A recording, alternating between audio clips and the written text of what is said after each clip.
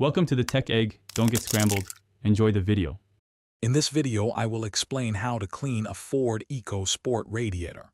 First, always make sure your engine is completely cool to prevent burns. Gather your essential tools, including a soft brush, a garden hose, and a suitable radiator cleaner. For an added layer of safety, remember to disconnect the negative terminal of your vehicle's battery before you begin. This simple step helps avoid any electrical issues during the process.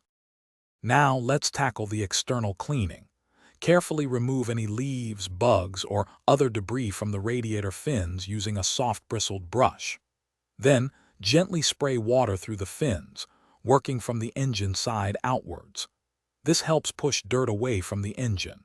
It's crucial to avoid using a high-pressure washer, as this can easily bend or damage the delicate fins, reducing cooling efficiency. For a thorough internal clean, you'll need to drain the old coolant completely. Once drained, add a specialized radiator flush product according to its instructions, then refill the system with distilled water. Start your engine and let it run for about 10 to 15 minutes, allowing the cleaning solution to circulate throughout the cooling system. This helps break down any internal deposits effectively. After the flush, drain the cleaning solution and rinse the system thoroughly with distilled water until it runs clear. Now, refill your radiator with the appropriate coolant mixture, ensuring it meets your Ford Ecosport specifications.